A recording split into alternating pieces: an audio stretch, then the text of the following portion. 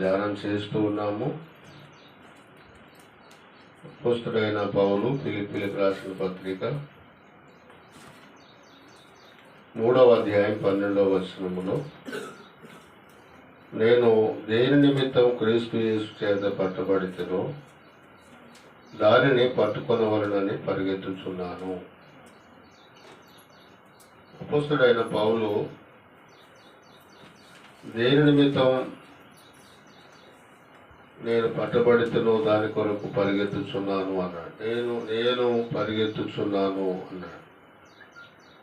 ఇక్కడ ఆయన దేని నిమిత్తము క్రీస్తు యేసు చేత పట్టబడితేనో అంటే దాని అర్థం ఏంటిదంటే, నన్ను దేవుడు ఏ ఉద్దేశముతో పట్టుకున్నాడో ఆ ఉద్దేశమును తన జీవితము ద్వారా నెరవేర్చడానికి నేను పరిగెత్తుచున్నాను అని దాని అర్థం. దేవుడు నన్ను ఏ ఉద్దేశముతో పట్టుకున్నాడో ఆ ఉద్దేశాన్ని నా బ్రతుకులో నా జీవితము ద్వారా జరిగించడానికి నేను పరిగెత్తుచున్నాను అని చెప్పాడు. ఇక్కడ పరిగెత్తుచున్నాను అని అన్నాడు. దేవుని ఉద్దేశాలను నెరవేర్చడానికి నేను పరిగెత్తుచున్నాను అంటే దీని భావం ఏంటిదంటే, పట్టుకున్నాడు అనే మాట అంటే దాని అర్థం అంటే, నేను గతంలో కూడా చెప్పాను, ఏ ఉద్దేశంతో నన్ను పట్టుకున్నాడో అని అంటే, నన్ను ఎన్నుకున్నాడో. ఏ ఉద్దేశంతో నన్ను పట్టుకున్నాడు అంటే ఏ ఉద్దేశంతో నన్ను ఎన్నుకున్నాడో, ఏ ఉద్దేశంతో నన్ను పిలుచుకున్నాడో, ఏ ఉద్దేశంతో నన్ను నియమించాడో, ఏ ఉద్దేశము కొరకు నన్ను పిలిచాడో, ఏ ఉద్దేశం కొరకు నన్ను పిలిచి పంపుతున్నాడో ఆ ఉద్దేశాలను నెరవేర్చడానికి, ఆ దేవుని చిత్తము కొనసాగించడానికి నేను పరిగెత్తుచున్నాను అని ఈ భావము నేను గుర్తు చేశాను. ఏ ఉద్దేశముతో ఆయనను పట్టుకున్నాడో పోయిన వారం నేను ఆయన గురించి 22వ అధ్యాయం అపోస్తుల కార్యముల గ్రంథములో 22వ అధ్యాయము అక్కడ చూడండి, 14వ వచనం. అపోస్తుల కార్యముల గ్రంథము 22:14లో నేను జ్ఞాపకం చేశాను. చూడండి, అప్పుడు అతడు, మన పితరుల దేవుడు తన చిత్తము తెలుసుకొనుటకును అనీతిమంతుని చూచుటకును ఆయన నోటి మాట వినుటకును నేను నియమించి ఉన్నాడు అని. ఎందుకు పట్టుకున్నాడు అని అంటే, ఇక్కడ 3 పాయింట్స్ నేను పోయిన వారం గుర్తు చేశాను.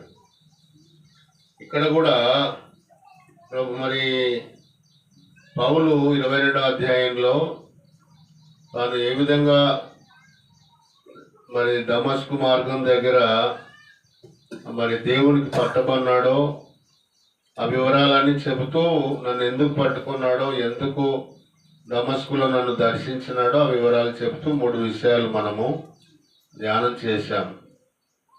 ఇప్పుడు కూడా ఎందుకు పట్టుకున్నాడో, లేకపోతే ఏ కారణం చేత ఆయనను పిలిచాడో, ఎందుకు నియమించి పిలిచి పంపుతున్నాడో ఆ వివరాలను కూడా ఈరోజు మనం కొన్నిటిని ధ్యానం చేస్తాము.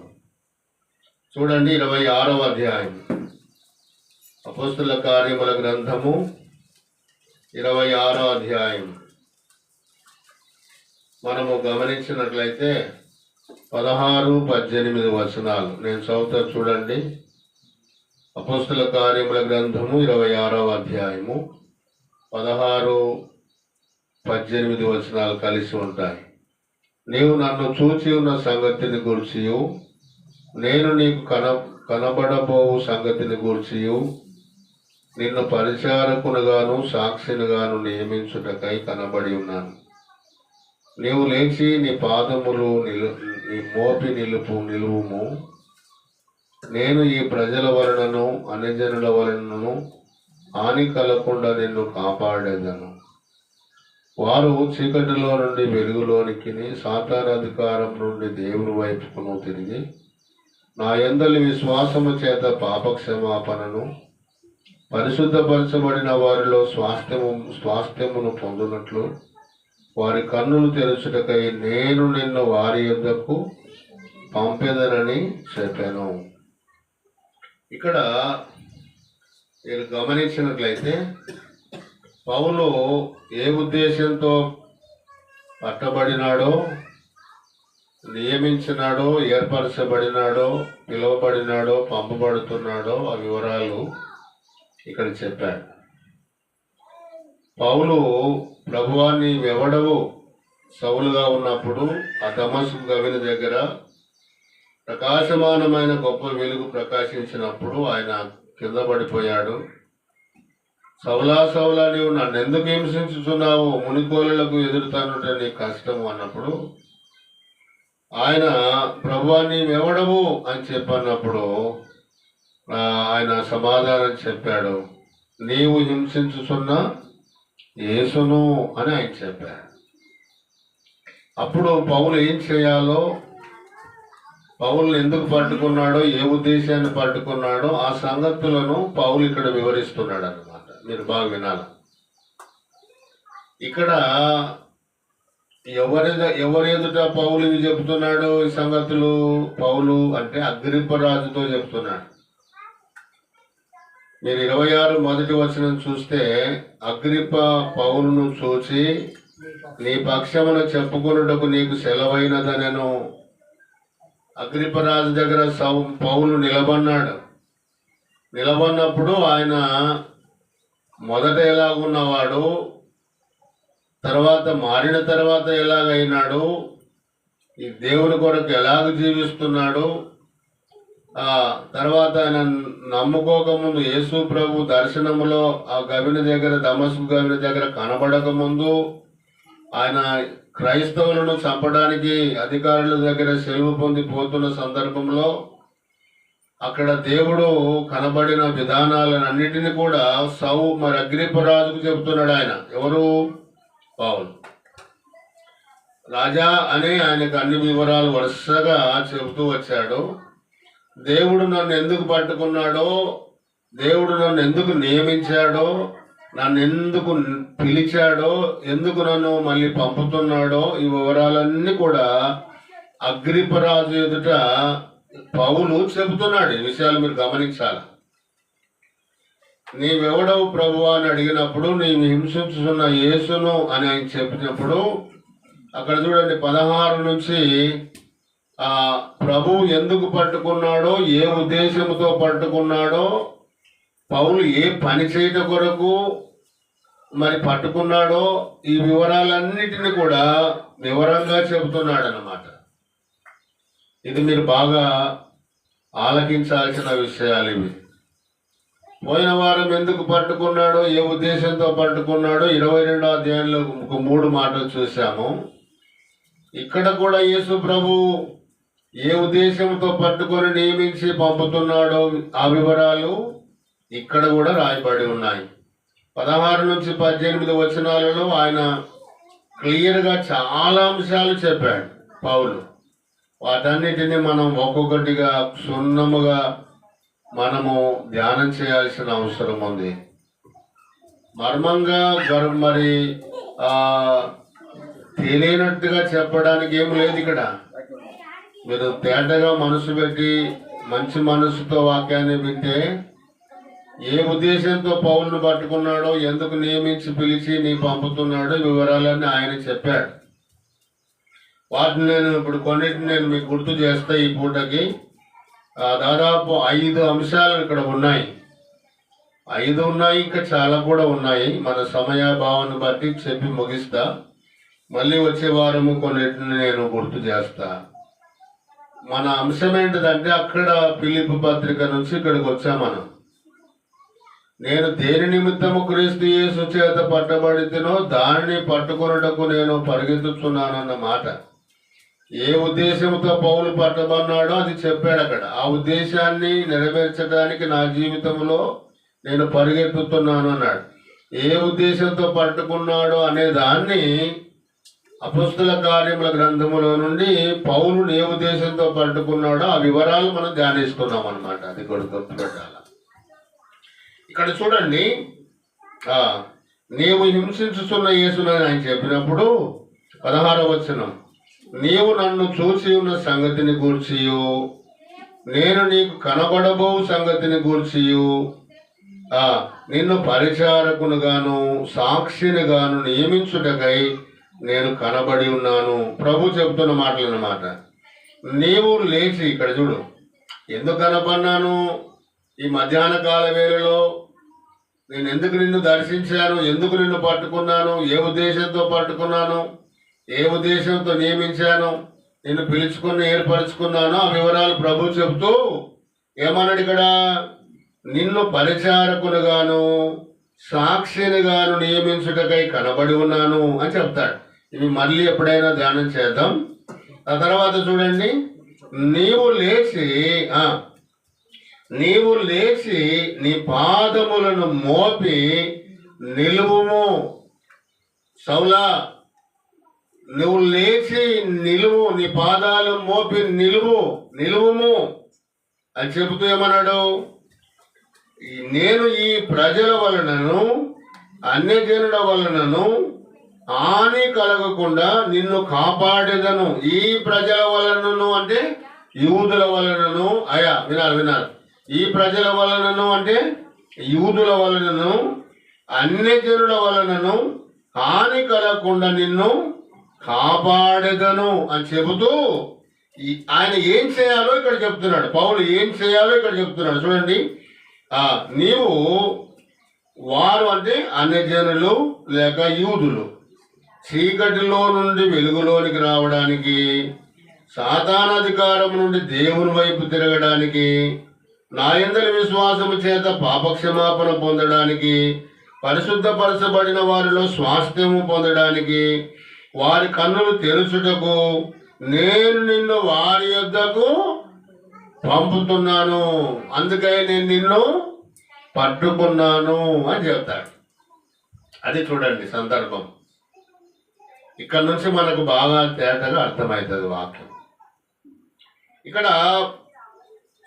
సౌలు లేక పౌలుతో ఏం చెప్తున్నాడంటే, ప్రభువు నువ్వు లేచి నీ పాదములను మోపి నిలువు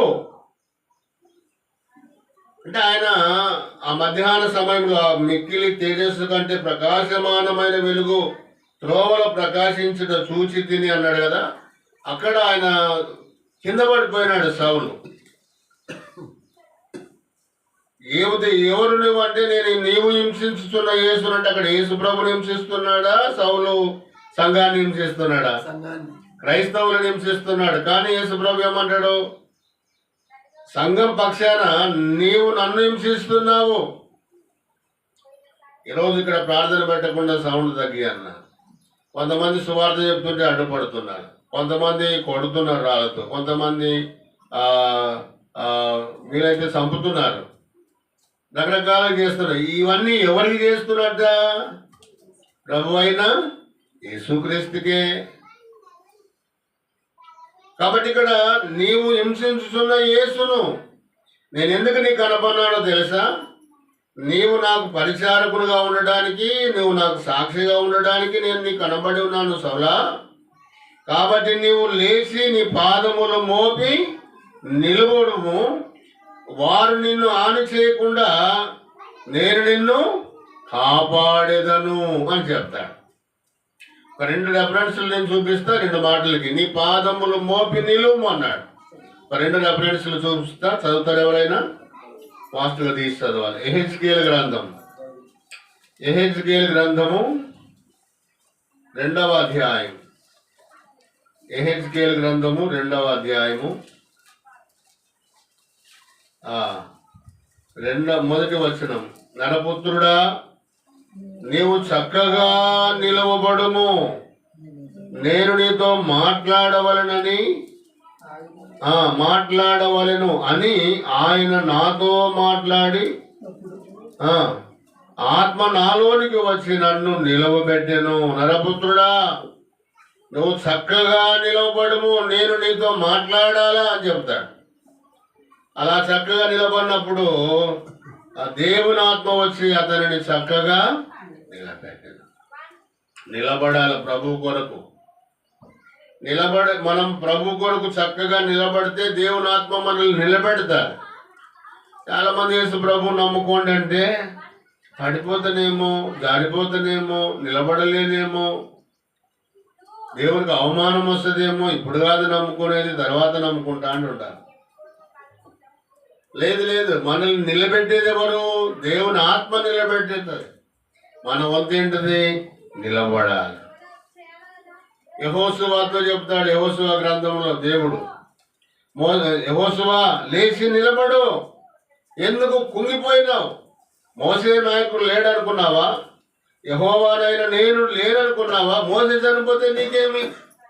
నిన్ను నిలబెట్టేవాడిని నేను, నడిపించేవాడిని నేను. ఈ ప్రజలను నువ్వు కనాను దేశానికి తీసుకొని పోవాలా.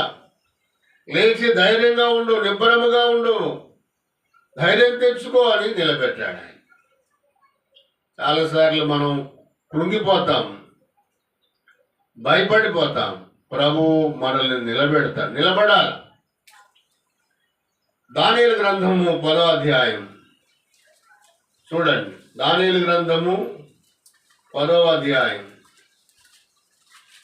11వ వచనాన్ని నేను చదువుతాను. దానియేలు 10:11.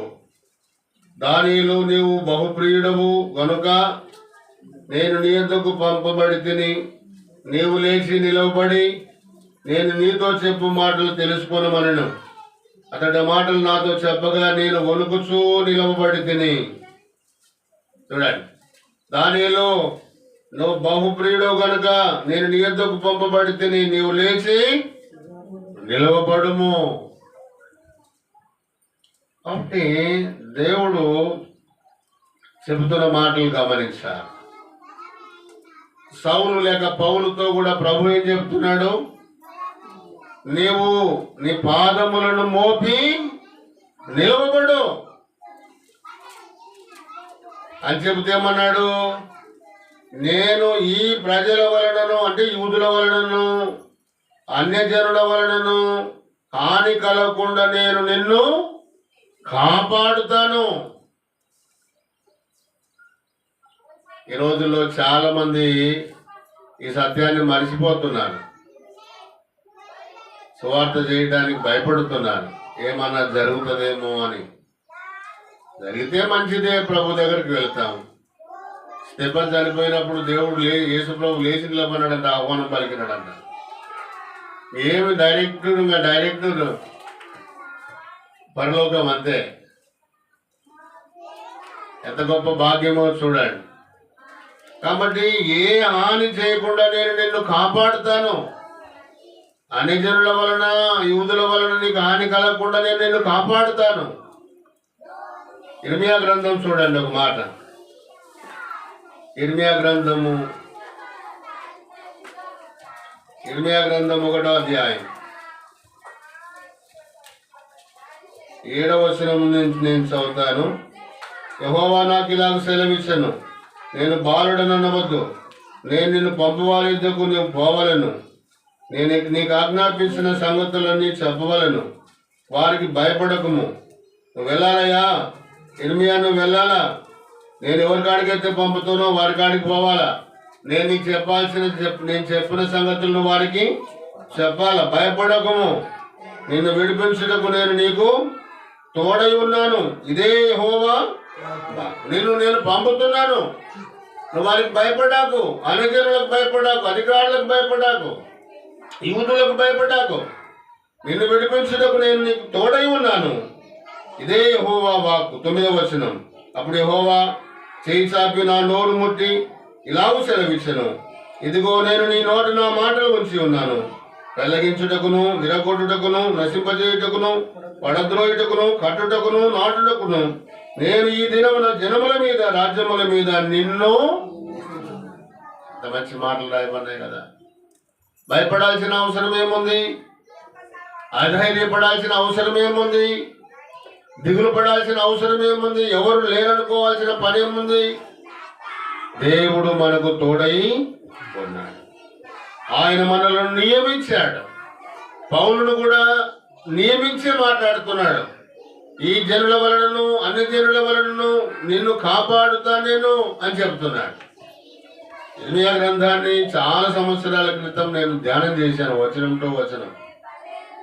చాలా మూల్యమైన సంగతులు మొదటి అధ్యాయంలో ఉన్నాయి. కాబట్టి ఇక్కడ నీవు పౌలా నీ పాదములను మోపి నిలవబడుము, ఈ జనుల వలనను అన్ని జనుల వలనను నీకు హాని ఏమీ కలగకుండా నేను కాపాడుతాను అన్నాడు. చాలా సంగతులు ఉన్నాయి. పౌలును వాస్తవంగా దేవుడు కాపాడుతూనే వచ్చాడు, మనల్ని కూడా కాపాడతాడు. ఆయన పని చేయడానికి మనం నిలబడితే, ఆయన పని కొరకు మనము ధైర్యం చేసుకొని అడుగులు వేస్తే కాపాడేవాడు ఆయనే. ఆయన ఇలాంటి విషయాలు ఇక్కడ ఆయన చెబుతున్నాడు. ఇక లోపలికి వెళ్ళడానికి నాకు సమయం లేదు, కానీ మనకున్న సమయం చాలా తక్కువ. నిన్ను కాపాడేదను అని చెబుతూ 5 విషయాలు ఎందుకోసం పట్టుకున్నాడో పౌలుని, ఏ ఉద్దేశంతో నియమించుకున్నాడో పౌలుని, ఏ పని చేయడానికి ఆయనని పిలుచుకొని నియమించి పంపుతున్నాడో ఇక్కడ ఒక 5 విషయాలు మరి దేవుడు చెప్తున్నాడు. వాటిలో మనం ఈరోజు ఒక్కటి చెబుతాం. మనకు గంట సమయం కూడా లేదు, గంటకి రెండు మాటలు చెప్పచ్చు. మనకున్నది అర్ధగంటనే కాబట్టి ఒక్క పాయింట్ నేను చెప్తా. ఎందుకు పౌలుని పట్టుకున్నాడో, ఎందుకు ఏ ఉద్దేశంతో నియమించి లేక ఏర్పరచుకొని పిలిచి పంపుతున్నాడో ఈ భాగాలు ఇక్కడ చెప్పాడు. చూడండి, మొదటిది వారు. వారు అంటే అన్ని జనులు, యూదులు చీకటిలో నుండి వెలుగులోనికి రావాలని పౌలును దేవుడు పట్టుకున్నాడు. నేను ఎందుకు ఏ ఉద్దేశంతో పట్టుకున్నాను, ఏ ఉద్దేశంతో పిలుచుకొని నియమించి పిలిచాను అంటే అన్ని జనులైన ప్రజలు, యూదులు ఎక్కడ ఉన్నారంట? వాళ్ళు ఎక్కడ ఉన్నారు? చీకటిలో ఉన్నారు. పాయింట్ మీరు బాగా గమనించాలి. వారు చీకటిలో నుండి వెలుగులోనికి రావాలి. మీరు బాగా ఆలోచన చేద్దాము ఈ పాయింట్ని. చీకటిలో నుండి వెలుగులోనికి రావాలి. ఎలాంటి వెలుగులోనికి రావాలా? చీకటిలో ఉన్నవారెవరు? చీకటిలో ఉన్నవారెవరు? వారు ఎలాంటి వెలుగులోనికి రావాలా? ఆ వెలుగు ఎవరు? ఇవన్నీ మనము ఆలోచన చేయాలి. చూడండి, చీకటిలో ఎవరున్నారు? ఒక 2 రెఫరెన్స్లు కోట్ చేయండి. యెషయా గ్రంథము 9వ అధ్యాయం. అయ్యా 9వ అధ్యాయము 2వ వచనం. యెషయా గ్రంథము 9:2. చీకటిలో నడుచు జనులు గొప్ప వెలుగు చూచుచున్నారు, మరణ ఛాయ గల దేశముల మీద వెలుగు ప్రకాశించును అన్నాడు. ఇక్కడ మీరు గమనించినప్పుడు వారు ఎక్కడ ఉన్నారంట? చీకటిలో ఉన్నారు. చీకటిలో ఉన్నారు అని చెబుతూ ఇక్కడ ఏమన్నాడు? చీకటిలో నడుచు ప్రజలు, మరణ ఛాయలో ఉన్న ప్రజలు. వాళ్ళు అలాంటి ప్రజలు ఎక్కడికి రావాలంటే వాళ్ళు వెలుగులోనికి రావాలి. చూడండి, ఇంకా ఒక వచనం చూపిస్తే, ఇదే యెషయా గ్రంథం, ఇదే యెషయా గ్రంథము 60వ అధ్యాయం 63వ వచనం. జనములు నీ వెలుగునకు వచ్చెదరు, రాజులు నీ ఉదయకాంతికి వచ్చేదరు. చీకటిలో ఉన్న ప్రజలు, మరణఛాయ ప్రదేశంలో నివసించు ప్రజలు వెలుగును, గొప్ప వెలుగు చూస్తారని ఇక్కడ రాయబడింది. ప్రవచన రీతిగా చెప్పబడిన మాట. వారు గొప్ప వెలుగును చూస్తారు. రాజులు, దేశ జనములు నీ వెలుగునకు వచ్చేదరు అని రాయబడింది. ఇది ప్రవచనము. దాన్ని నెరవేర్పు చూడండి అయ్యా. మత్తయి సువార్త 4:16. మత్తయి సువార్త 4:16. నజరేతును విడిచి జెబూలూను నఫ్తాలి అను దేశముల ప్రాంతంలో సముద్ర తీరమందలి కపెర్నహూమునకు వచ్చి కాపురముండెను. జెబూలూను దేశమును, నఫ్తాలి దేశమును, యోర్దాను ఆవరణున్న ప్రదేశమును, అన్యజనులు నివసించు గలిలయ చీకటిలో కూర్చుండిన ప్రజలను గొప్ప వెలుగు చూసిరి. మరణ ప్రదేశములోను మరణ ఛాయలో కూర్చున్న వారికి వెలుగు ఉదయించెను. అక్కడ చెప్పబడిన మాట ఇది, ప్రవచనం నెరవేర్పు. ఏ వెలుగు చూశారంట? గొప్ప వెలుగు చూచితిరి అన్నాడు. చూసిరి. ఆ వెలుగు చూడండి. ఆ వెలుగు ఏంటిదో? యోహాను సువార్త 8:12. 8:12. యోహాను సువార్త 8:12. నేను చదువుతా చూడండి. మరలా యేసు, నేను లోకమునకు వెలుగును, నన్ను వెంబడించువాడు చీకటిలో నడవక జీవపు వెలుగు కలిగి ఉండునని వారితో చెప్పాను. ఎలాంటి వెలుగు అంటే ఇది? ఎలాంటి వెలుగు చూస్తున్నారు వాళ్ళు? చీకటిలో ఉన్న ప్రజలు, మరణ ప్రదేశంలో ఉన్న ప్రజలు, మరణ ఛాయలో ఉన్న ప్రజలు, అంధకారంలో ఉన్న ప్రజలు ఎలాంటి వెలుగును చూస్తున్నారంట? జీవపు వెలుగు. ఆ వెలుగు ఎవరిలో ఉంది? యేసు క్రీస్తులో ఉంది. అక్కడ చెప్పబడిన వాళ్ళు చూస్తారు. మరణ ఛాయలో ఉన్నవారు, చీకటిలో ఉన్నవారు గొప్ప వెలుగును చూస్తారన్న ప్రవచనం. ప్రభు అయిన యేసు క్రీస్తు వారే ఆ వెలుగు ప్రియులారా. ఆయన జీవపు వెలుగు కలిగి ఉన్నాడు. మీరు చూడండి, ఎఫెసీ పత్రిక 5:8. ఎఫెసీ పత్రిక 5:8 ఏముందంటే, మీరు పూర్వమందు చీకటి అయి ఉంటుంది, ఇప్పుడు ప్రభువునందు వెలుగై ఉన్నారు అని రాయబడింది.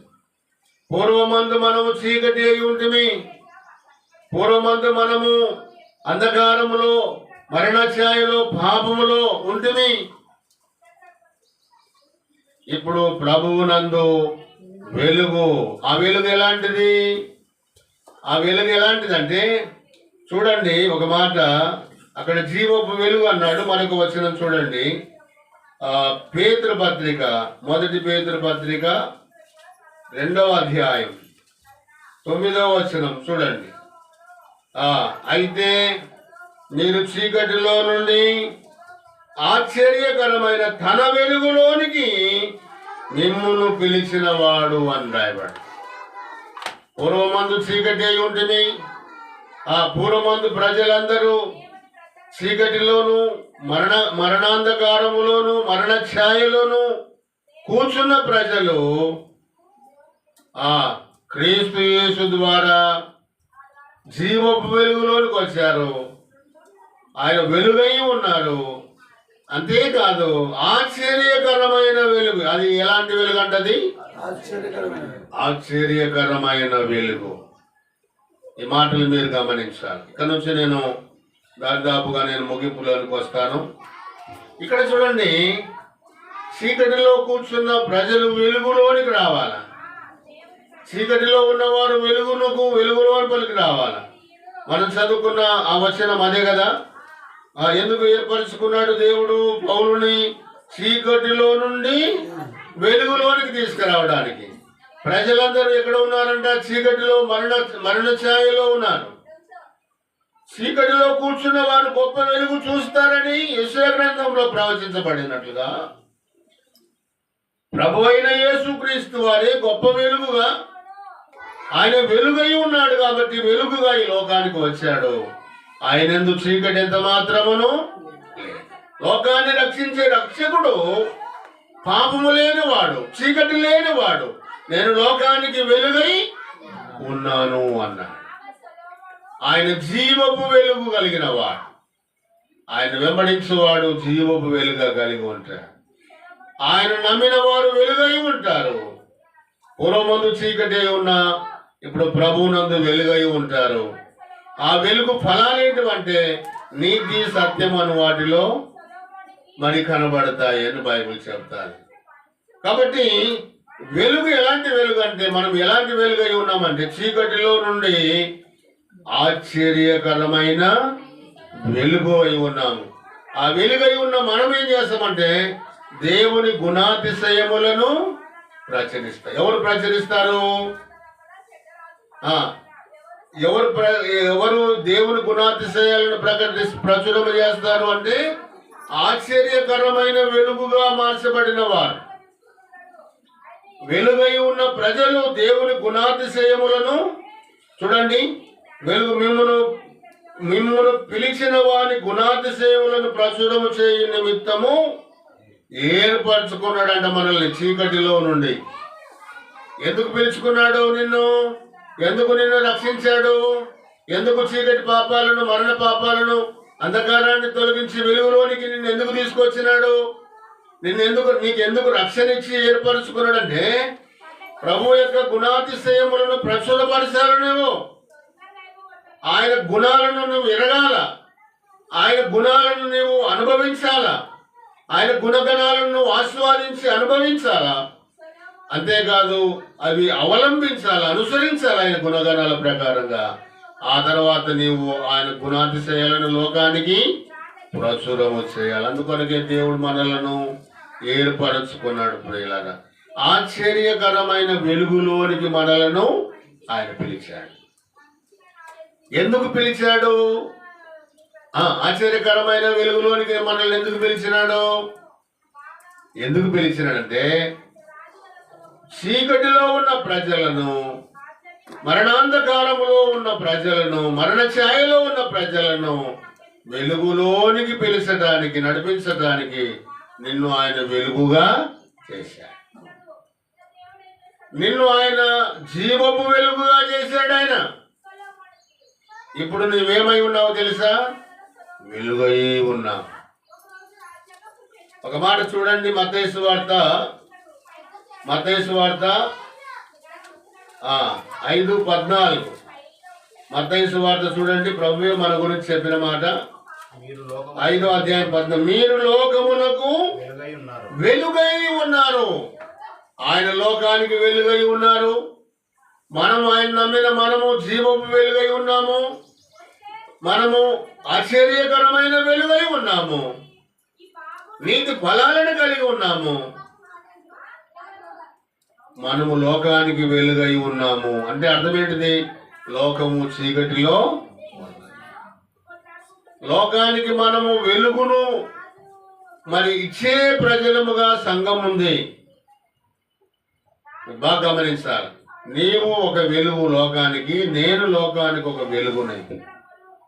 చీకటి ప్రజలను ఆశ్చర్యకర వెలుగులోనికి నడిపించడానికి నిన్ను నన్ను ఒక వెలుగుగా చేసుకున్నాడు. ప్రియులారా, అది మీరు బాగా గమనించాలి. చూడండి, అదే మాట చెబుతూ మీరు లోకానికి వెలుగై ఉన్నారని చెబుతూ ఏమన్నాడు ఇక్కడ 16వ వచనంలో? మనుషులు మీ సత్క్రియలను చూసి పరలోకమందున మీ తండ్రిని మహిమపరచున్నట్లు వారి ఎదుట మీ వెలుగు ప్రకాశింపనీయుడి అన్నాడు. ఎవరి ఎదుట మన వెలుగు ప్రకాశించాలంట? అయ్యా, అన్ని జనుల ఎదుట, మన బంధువుల ఎదుట నేను ఒక వెలుగును అన్న మన సాక్ష్యము అన్యులకు కనబడాల. మనం వెలుగు కాకపోతే, మనము ఆశ్చర్యకరమైన వెలుగుగా జీవించకపోతే చీకటిలో ఉన్న ప్రజలను ఎలాగో మన వెలుగులోనికి తీసుకురాగలము? మీరు ఆలోచన చేయాలి. ప్రభువు మనల్ని, చీకటిలో ఉన్న మనల్ని రక్షించి వెలుగుగా చేశాడు. మనం వెలుగైన ప్రజలం, వెలిగింపబడిన ప్రజలం. కాబట్టి చీకటిలో ఉన్న ప్రజలను మనం వెలుగులోనికి తీసుకురావాల్సిన వారు. అంటే ఎవరైతే వెలుగుగా, ఆశ్చర్యకరమైన వెలుగుగా మనము జీవిస్తామో వాళ్ళు చీకటిలో ఉన్న ప్రజలను వెలుగులోనికి నడిపిస్తారు. ఇది మనము గమనించాలి. ఒక వాయనను చూపిస్తా చూడండి. యోహాను సువార్త యోహాను సువార్త 5:35, 5వ అధ్యాయము 5:35 చూడండి. అతడు మండుచు ప్రకాశించుచున్న దీపమై ఉండెను. మీరతని వెలుగులో ఉండి కొంతకాలం ఆనందించుటకు ఇష్టపడితిరి. అతడు అంటే ఎవరు? బాప్తీసమిచ్చు యోహాను. ఆయన ఎలా ఉన్నాడంట? ఆయన జీవితం ఎలా ఉందంట? మండుతో ప్రకాశించుచున్న దీపమై ఉండెను. బాబా బాబా, నిజంగా మనలో అలాంటి వెలుగు మండుతూ ఉందా? జీవపు వెలుగు, ఆశ్చర్యకరమైన వెలుగు నీ హృదయంలో ఉంటే ఆ వెలుగు ప్రజలకు ఏమవుతుందంటది? ప్రకాశిస్తుంది. మీ దీపములు వెలుగుచూ ఉండనియండి అనేది బైబిల్లో. మీ వెలుగు ప్రకాశింపనియండి అని రాయబడింది. చూడండి, పౌలును దేవుడు ఎందుకొరకు పట్టుకున్నాడో చెప్తున్నాడు. ఎందుకొరకు రక్షించుకున్నాడో, ఎందుకొరకు నియమించి పిలిచి పంపుతున్నాడో చెప్తున్నాడు ఇక్కడ. పౌలా నిన్ను ఎందుకు నేను పట్టుకున్నాను తెలుసా? చీకటిలో ఉన్న ప్రజలు వెలుగులోనికి నడిపించడానికే అన్నాడు.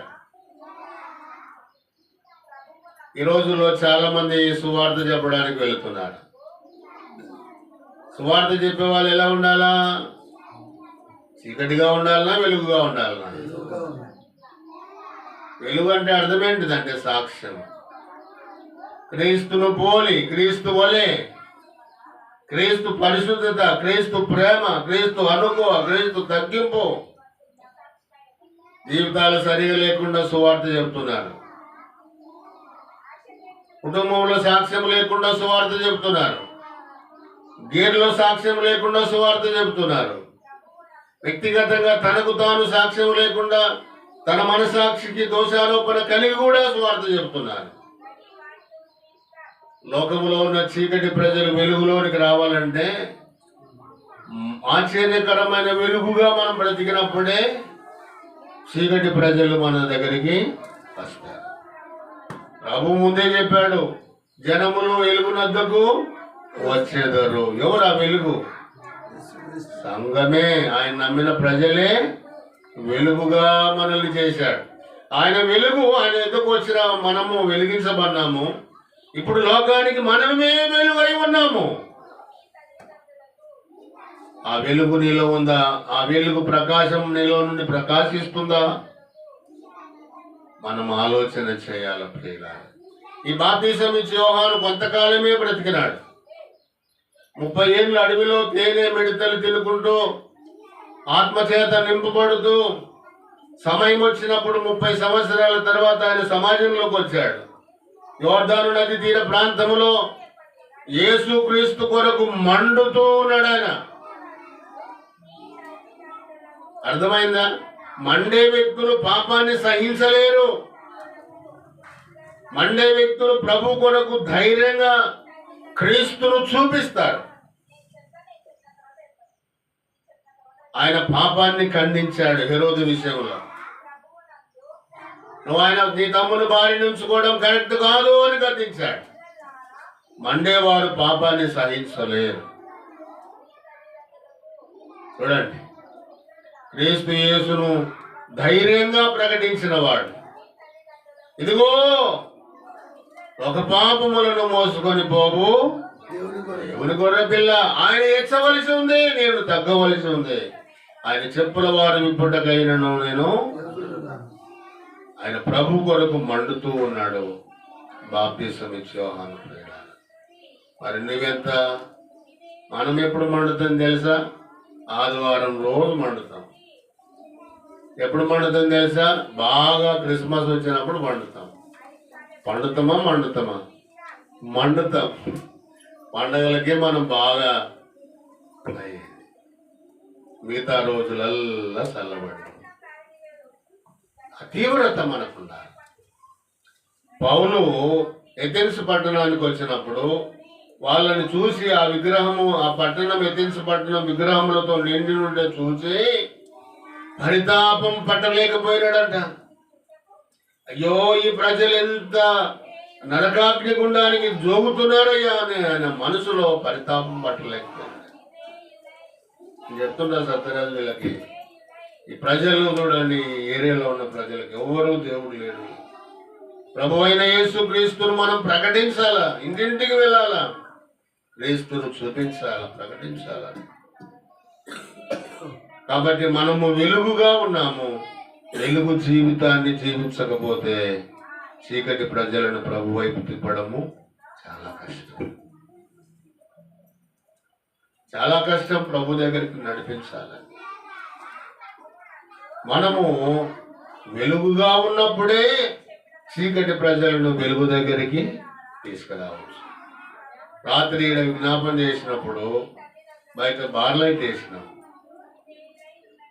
నేను మళ్ళీ వీళ్ళు ప్రార్థన చేస్తుంటే చూస్తే ఆ బార్లైట్ చుట్టూ పురుగులు తిరుగుతూ ఉన్నాయి. ఆ బార్లైట్ పిలిచలేవా ఆ పురుగులను రమ్మని, వెలుగు దగ్గరికి ఆటోమేటిక్గా అవి. నువ్వు వెలుగుగా ఉంటే నీవు ఉన్న స్థలములో నీ సాక్ష్యాన్ని బట్టి జనాలు ప్రభువులోనికి వస్తారు, పురుగులాగా వస్తారు. జనములు నీ యొద్దకు పరిగెత్తుకొని వచ్చేస్తారు. కాబట్టి ఇక్కడ మీరు గమనించాలి, అనేకులు చీకటిలో ఉన్న ప్రజలు వెలుగులోనికి ఎలా వస్తారు అంటే 2 విషయాలు నేను గుర్తు చేసి ముగిస్తా. ఒకటి చూడండి, మేడగదిలో ఎంతమంది కూడుకున్నారయ్యా? 120 మంది. 120 మంది 10 రోజులు వారు ఏం చేసినారంటే ప్రార్థన చేశారు. చూడండి, చీకటి ప్రజలు వెలుగులోనికి రావాలని అంటే మన జీవితంలో ప్రార్థన ఉండాలి. నీలో సమంగా ప్రార్థన లేకుండా, సరిపడినంత ప్రార్థన లేకుండా నువ్వు చీకటి ప్రజలను ప్రభువులోనికి నడిపించటం అసాధ్యం. గాలికి కొట్టినట్టుగా తిరిగి వచ్చినట్టు కాదు సేవ. భక్తులు మనకు నేర్పించింది ఏంటిదంటే, విలియం కేరీ కానీ, జార్జ్ ముల్లర్ కానీ, దైవజనులు అందరూ 45 నిమిషాల ప్రసంగానికి 3 గంటలు ప్రార్థన చేసేవాళ్ళంట. 45 నిమిషాల ప్రసంగానికి ఎంతసేపు ప్రార్థన చేస్తారంటమ్మా? 3 గంటలు. ఎంత సిద్ధపాటు మీరు ఆలోచన చేయాలి. కాబట్టి ప్రార్థన లేకుండా చీకటి ప్రజలను ప్రభు వైపు తిప్పడం, వెలుగులోనికి నడిపించటం సాధ్యం కాదు. మేమాడ సువార్తం చేస్తే, ఈ మండలం సువార్త చేస్తే, ఆ మండలం సువార్త చేసి చెప్పడం సులువే, తగినంత ప్రార్థన లేకుండా చేయటం వేస్ట్. మేము మండలాల సువార్త చేస్తాం సంవత్సరానికి ఒకసారి, ఫిబ్రవరి 2nd సాటర్డే ప్రతి ఇయర్. ఆ సువార్త కొరకు 2 నెలల నుంచి ప్రకటన చేస్తాం. ముందుగానే 2-3 నెలల నుంచి ఏ మండలం చేయాలనో దాని ప్రకటన చేసి, దాని కొరకు ప్రార్థనలు, ఆల్ నైట్ ప్రార్థనలు, 24 hours ప్రార్థన చేసి చాలా మందితో, కొన్ని జీపులు కలిసి, ఒక 13-14 జీపులతో కలిసి సువార్తకు మండలం చేస్తాం. ప్రార్థన ఇక్కడ ఆనాడు 120 మంది మేడగదిలో ప్రార్థించినారు. తర్వాత రెండవది ఏం చేసినాడు? పేతురు ఒక ప్రసంగం చేసినాడు. పేతురు సువార్త ప్రకటించినాడు. 8,000 మంది రక్షణ పొందినారు. 3,000. పేతురు ఒకటే మాట అన్నాడు, మూర్ఖులకు ఈ తరం వారి నుండి మీరు వేరై ఈ చీకటి జీవితంలో నుండి వెలుగులోనికి రండి అన్నాడు. అంతే. ఆయన ఇంచుమించు 3,000 మంది సంఘములో చేర్చబడినారు. వెలుగైన సంఘములోనికి చేర్చబడ్డారు. ఒకటి ప్రార్థన ద్వారా, 2 సువార్త ప్రకటన ద్వారా. చూడండి, పౌలుని ఎందుకు నియమించాడంటే, నేను ముగిస్తా, ఎందుకు నియమించాడంటమ్మా? ఎందుకొరకు? చీకటిలో ఉన్న ప్రజలను వెలుగులోనికి తీసుకురావడం. పౌలు ఎందుకు పట్టుకున్నాడో అది పౌలుకు చెబుతూ ఉన్నాడు దేవుడు, ప్రభు అయిన యేసుక్రీస్తు. అట్లయితే ఒక మాట ముగింపులో చెప్తా. నిన్ను దేవుడు ఎందుకు రక్షించినాడో తెలుసా? నీకెందుకు రక్షణ ఇచ్చి పరలోకం ఇచ్చినాడో తెలుసా?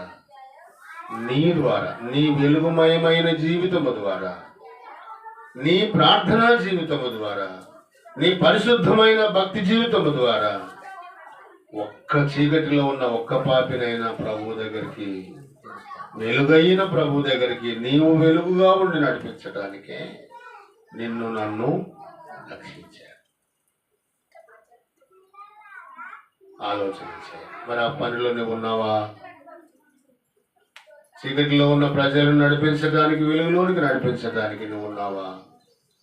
ఒకవేళ అటు జీవితం లేకపోతే, అలాంటి వెలుగుమయమైన జీవితం లేకపోతే, మనము వెలుగుగా జీవించినంత వరకు లేక జీవించినంత వరకు చీకటి ప్రజలను మనము తీసుకురావడం చాలా కష్టం. మనము వెలుగుగా బ్రతికినప్పుడే ఈ ఏరియాలో ఉన్న ప్రజలు వెలుగులోనికి వస్తారు. దానికి సరిపడినంత ప్రార్థన జీవితం కలిగి, వాకి ధ్యానాన్ని కలిగి, ప్రభు దగ్గర గోజాడి మనం విత్తినప్పుడు ఆత్మలు రక్షించబడతాయి. ఇప్పుడు చూడండి, ఒక పాయింట్ చెప్పినాను. ఎందుకు దేవుడు పౌలును పట్టుకొని నియమించి పిలిచి పంపుతున్నాడు, ఏర్పరచుకున్నాడు అంటే చీకటిలో ఉన్న ప్రజలను వెలుగులోనికి నడిపించుతాడు. ఆయన కార్యం చేశాడు. నిన్ను నన్ను కూడా దాని కొరకే ప్రభు నిన్ను నన్ను పట్టుకున్నాడు, రక్షించి రక్షణలోనికి, సంఘంలోనికి తీసుకొచ్చాడు. ఆ భారం కలిగి మనం కూడా సువార్త ప్రకటిద్దాం. ఎప్పుడు మరణిస్తామో మనకు తెలియదు, ఎప్పుడు ఈ లోకాన్ని విడుస్తామో మనకు తెలియదు. మన జలసత్వాలు, మన శరీర అవయవాలు మెత్తబడుతున్నాయి, మన శరీర అవయవాలు పనిచేయకుండా ఉంటున్నాయి. ఇప్పటికీ షుగరు, బీపీ, లేకపోతే ఆర్థిక సమస్యలు, రోగాలు, కుటుంబ సమస్యలు, వ్యతిరేకతలు, సాధారణ వ్యతిరేకతలు, అన్యజనుల వ్యతిరేకతలు, ఇవన్నీ ఇంకెక్కువైతాయి. ఎప్పుడు నువ్వు సువార్త ప్రకటిస్తావు? ఎప్పుడు ఒక చీకటిలో ఉన్న ప్రజని, ఒక వ్యక్తిని, ఒక స్త్రీని, పురుషుని ఎప్పుడు సంఘంలోనికి, వెలుగులోనికి నడిపిస్తావు?